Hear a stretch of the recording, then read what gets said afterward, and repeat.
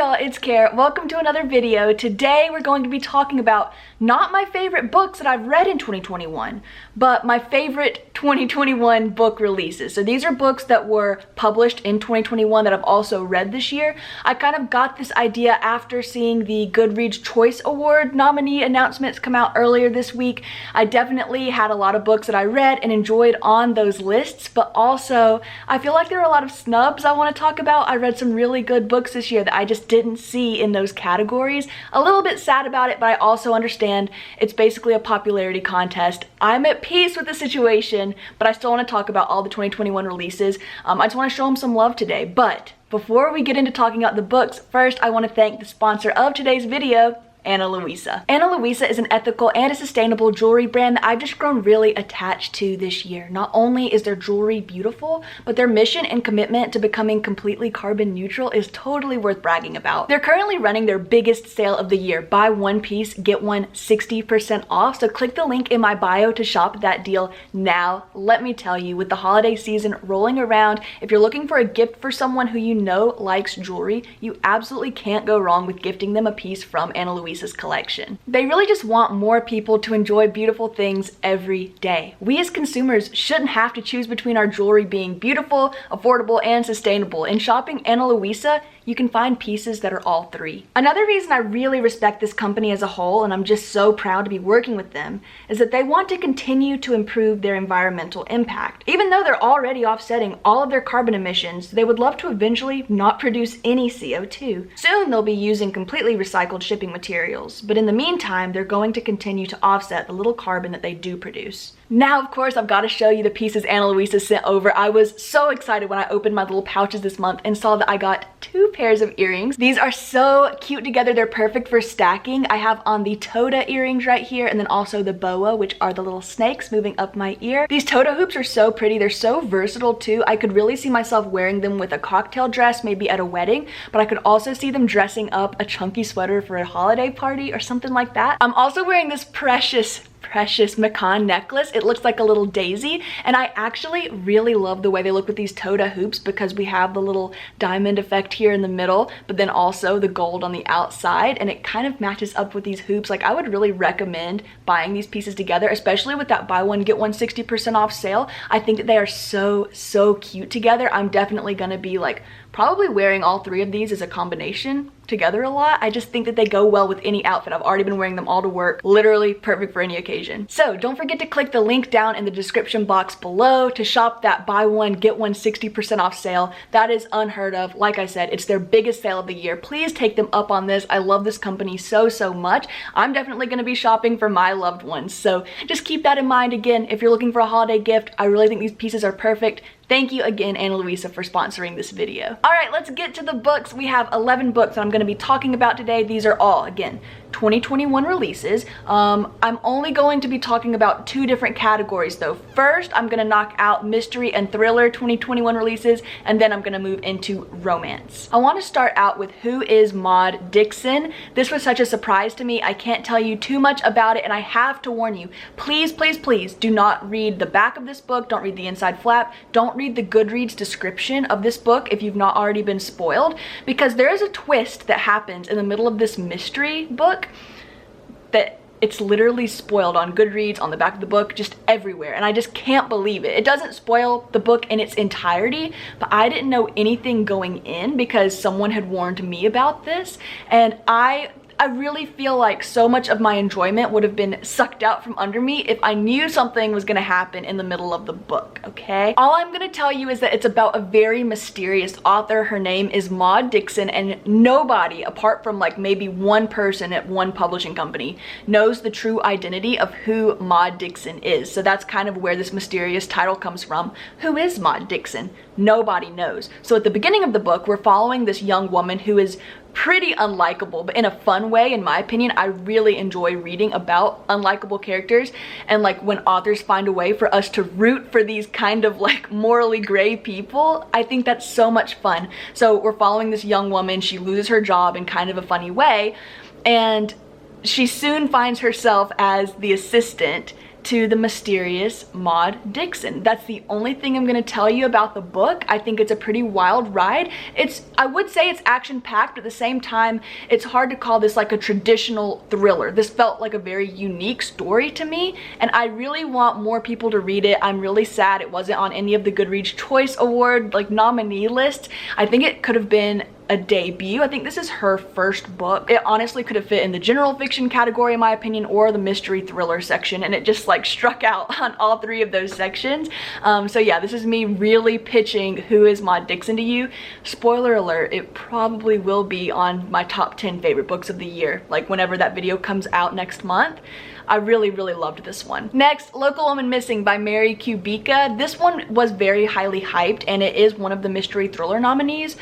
And I really do think that the hype is appropriate. I really enjoyed this book. I hadn't heard anything but positive reviews going in, which made me a little bit skeptical, but I end up thoroughly enjoying the ride that I went on, the entire journey that Kubica took me on with this one. This book is about a small town where women kind of continue to go missing, and this takes place over the course of a few decades. We're getting different timelines, different perspectives. Characters do overlap between the timelines, so it can be a little bit confusing, especially if you're listening on audio. Again, these are all just my opinions. I listened to part of this on audio, and I did find it to be a little bit confusing. Say, I don't remember the characters' names specifically, but say if there's a character named Matt, sometimes when we're reading about these same characters, I would forget if we were like in the present day or if this was going on like years and years ago.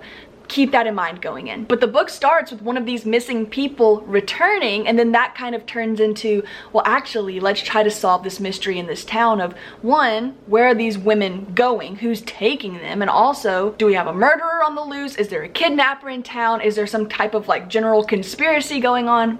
I don't know. Even though the plot itself doesn't really stand out to me as being super unique, there were definitely some elements that I had never read before in a book. Like, one of the people we're following in the book is a doula, so she like births children, and I didn't know anything about like the doula process or like how those women work and what the profession is like.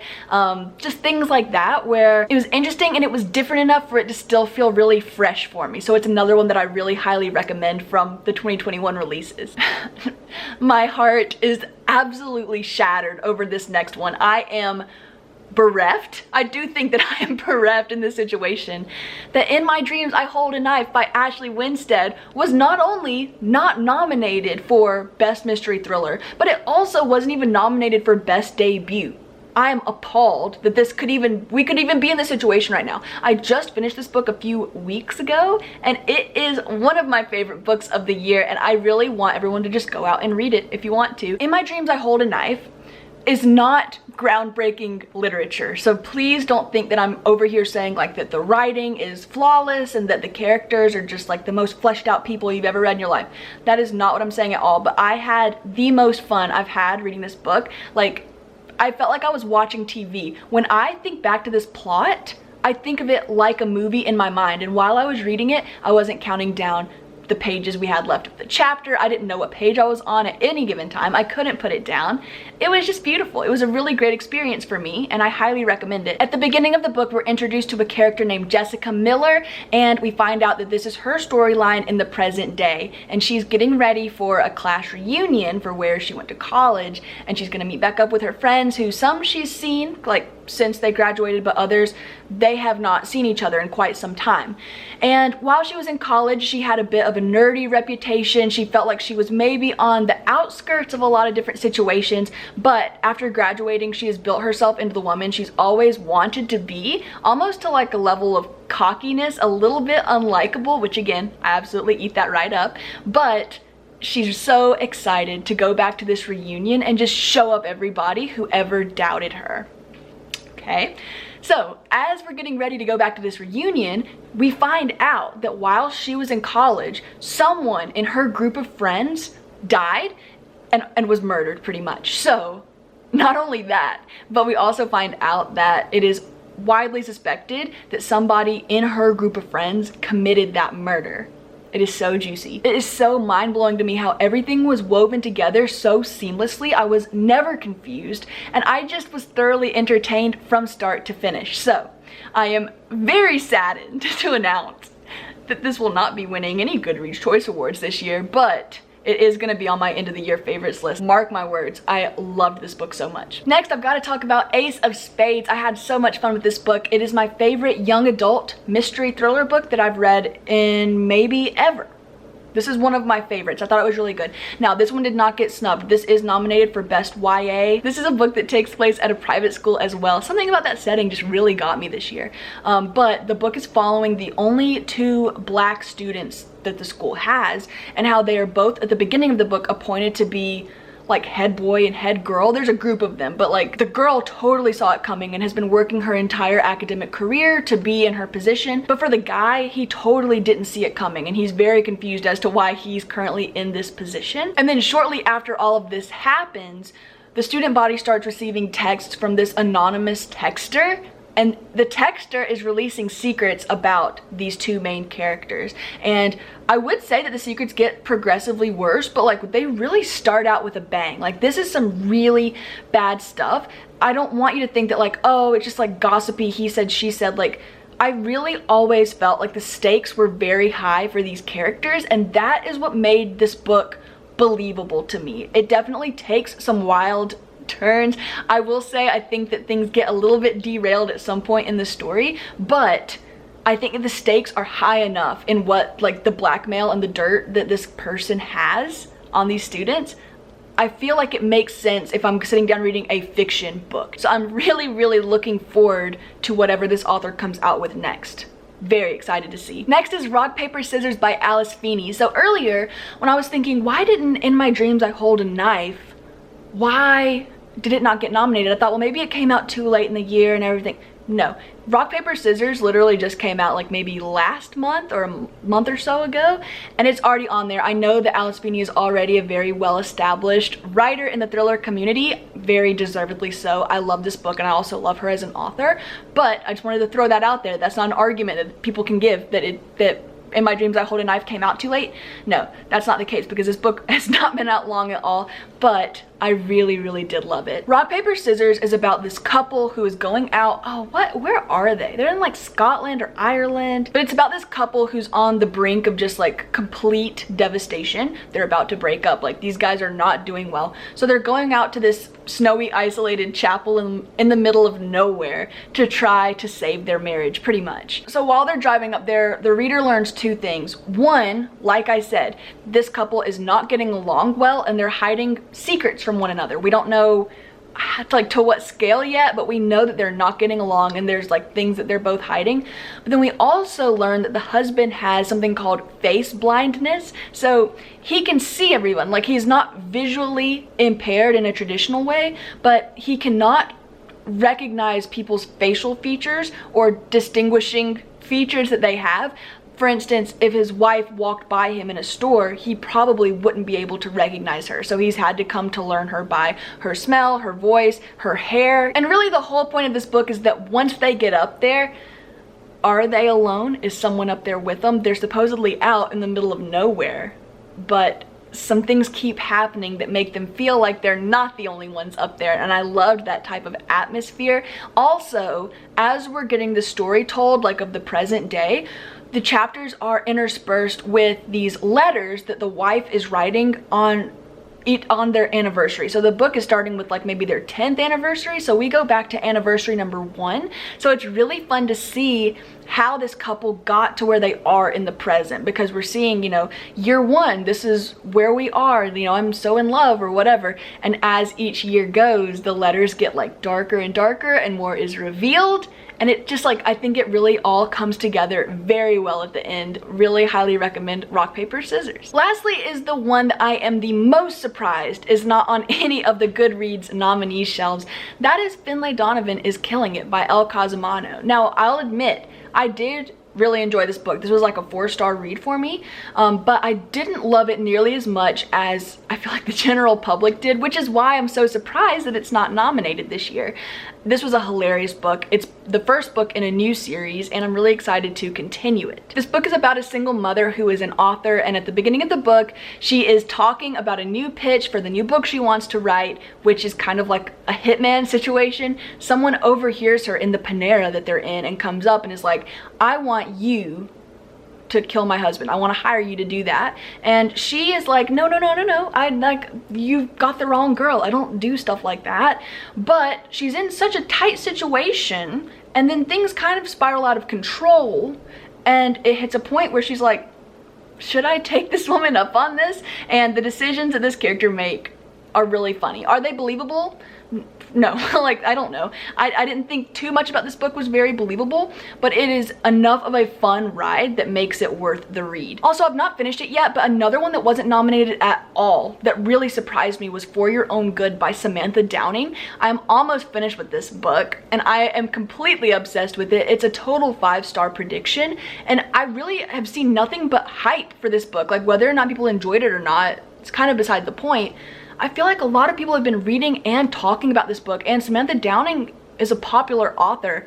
Why was this not nominated? I'm just so confused. This is another thriller that takes place in a school setting. It's a high school though, a private high school full of these preppy rich kids. And in the first chapter, we're following the perspective of this teacher named Teddy, and he's like talking all this smack about these preppy students he has to teach, and the reader's on his side like, yeah, I don't like these kids either. But then as you continue to read, you realize, oh, okay, I think Teddy is actually an insane person. Something is going on with Teddy here, and it's so much fun. I love unlikable characters. This is really giving me They Never Learn meets In My Dreams I Hold a Knife meets You by Caroline Kepnes. Those are all 3 5-star books for me, and I feel like the best details from all those books have culminated in, what's the book called? For Your Own Good?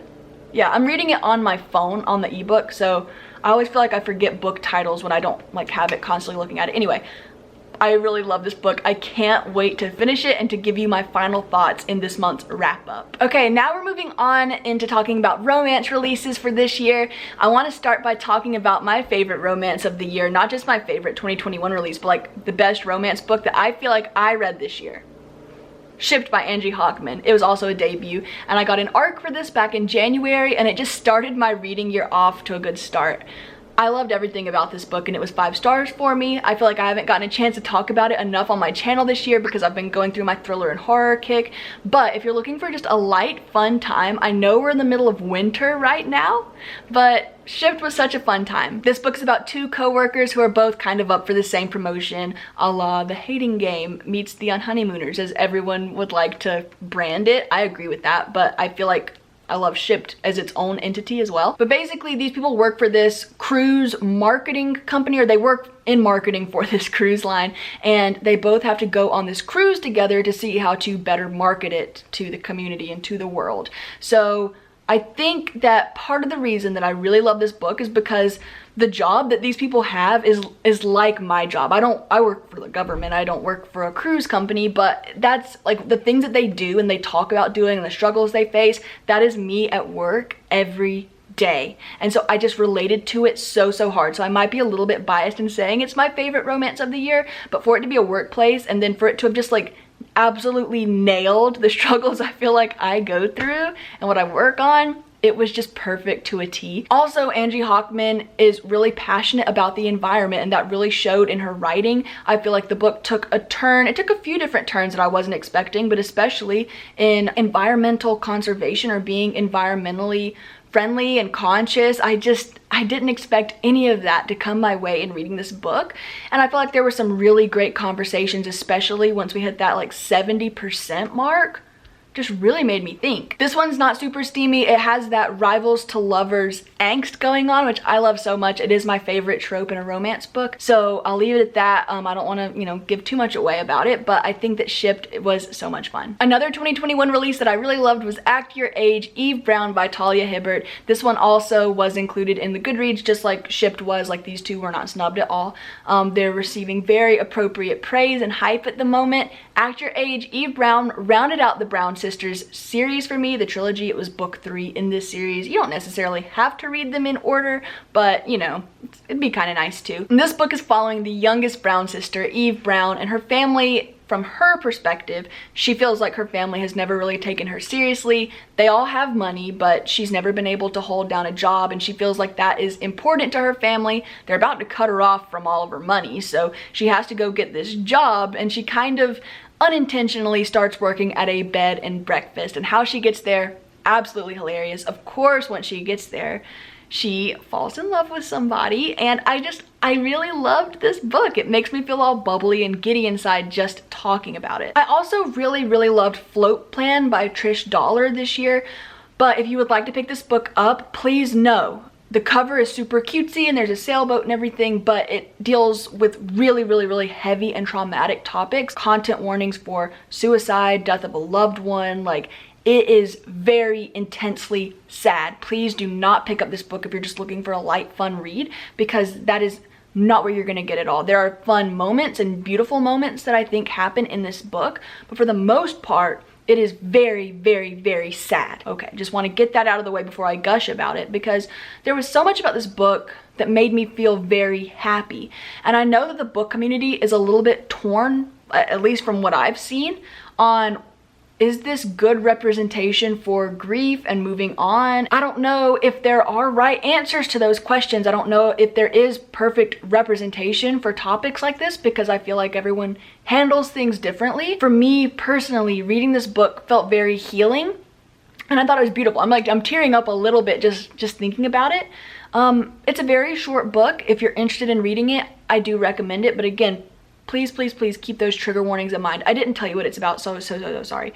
The book starts out, it's about this young woman who is trying to deal with her grief because her husband semi-recently has died by suicide, and she's trying to survive. She's trying to move on. So one thing that she and her husband always wanted to do was to sail around, I guess. So now that he's dead, she decides to go on this journey herself, but she really quickly realizes that she could die out there on this sailboat because she does not know how it works. She doesn't know how to sail.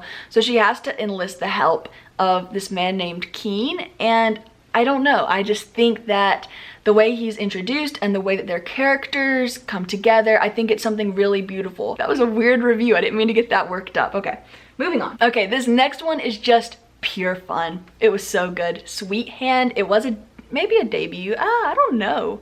I take that back. I don't think N.G. Peltier, I don't think that's a debut author. I don't know. Why am I even saying that? But this was just an entertaining time. We're following two different love interests. One is a baker. One has a music career. He's like a rapper or works in the music industry in some way.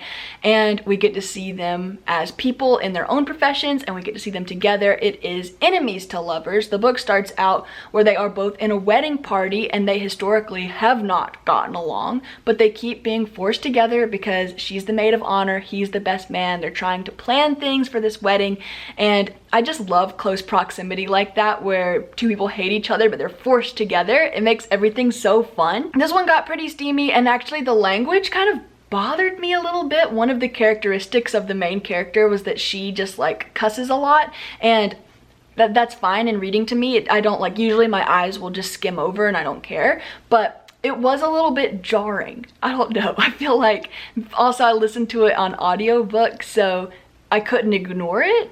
I guess that's worth noting. I remember saying that in my initial review for it back like months and months ago. But I just don't see people talk about Sweet Hand that much, and I think it deserves more praise because it was one of my favorite romance releases this year. Lastly, another one of my favorites, Second First Impressions by Sally Thorne. I bawled my eyes out reading this book. I cried like a baby. It was so good. And I know that there have been mixed reviews for it. A lot of people don't think it's ever gonna live up to The Hating Game. I don't think that was the goal for her there. I don't think she's trying to recreate that magic from that book. But what she did so well with Second First Impressions is that she made me personally really root for our main couple, but then there were side characters in this book that I cared about so much. This is about a young woman who runs, it's not a nursing home, but it's like an elderly living community. And at the beginning of the book, this bad boy comes in, his name's Teddy, and he just kind of shakes things up in this elderly living community. He has to work there because his family like owns the villas and owns the company or something. So he has to become the personal assistant to these two elderly women who live on the property, and they are just so not mean to him, they like him, but like they just make him do these funny tasks that no one would want to do. But he actually just really embraces it, and as all of that's going on, the main two people are having like their own love story. It is so cute. People's main bone to pick with this one is that it's marketed as grumpy sunshine, like almost like an enemies to lovers, but that grumpy and enemy part only lasts for like 15 pages at the beginning of the book, and then from there on it's more like maybe a friends to lovers situation. That was fine for me. I didn't have my hopes up going into it. I actually kind of had no expectations at all, and I think because of that I was really able to enjoy it. I really, really love this one. The video is basically over, but I do have 2 books I want to mention that, like I said, I did this with For Your Own Good, but it's 2 books that I'm in the middle of right now that are 2021 releases that I've not finished yet, but they're total 5-star predictions. Staying on that romance train for a second, Twice Shy by Sarah Hogle. Oh my gosh, it's hilarious. It's about these 2 people who inherit the same house. And no, these people are not related, but an old elderly woman has passed away, and in her will she has left her house to her like great niece or someone in her family, but then also this young man who has helped her in some way in her life. And now they're like, we don't know each other, how are we going to co-own this house together now? I don't even know if that's legally possible to do something like that, but that's how this book starts off. This book is so funny. I just wanted to put that one on your radar too, because I think it got snubbed with Goodreads as well. I'm pretty sure that's right in saying that.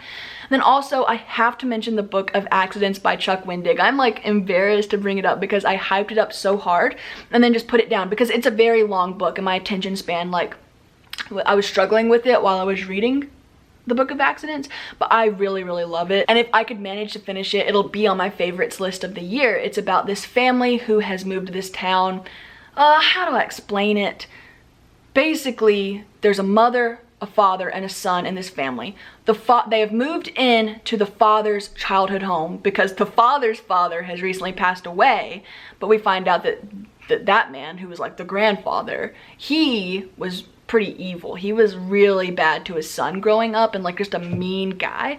But they've inherited this house, they moved back into it, but now that they're back in the town, just weird things are happening. Things are happening to the mom, the dad, and the son. And then I guess it's all gonna connect. But there's just like a lot of evil forces and just eerie, really unexplainable things happening in it. There's a really cool group of childhood friends that I really like following. It kind of reminds me almost a little bit of Stranger Things, or in the childhood perspectives from it. I'm getting a lot of Stephen King influence in the Book of Accidents, so if you're a King fan and you've not tried this book yet, definitely check it out. That is it for the video. So once again, do not forget to check out the link in my description box for that buy one, get one 60% off jewelry Ana Luisa sale. The link is all down there. Go check it out. I love you guys so much. Thank you so much for your support. Thank you for watching, for subscribing, for commenting, for liking, just all of that. I am so excited for my December videos where I get to talk about my favorite books of the year. So I need to get on reading. I want to hit my Goodreads goal of 100 books. I don't know if it's going to happen or not, but we'll see. I'm happy regardless. I'm rambling. I'm going to let you go. I'll see you in the next video. Bye.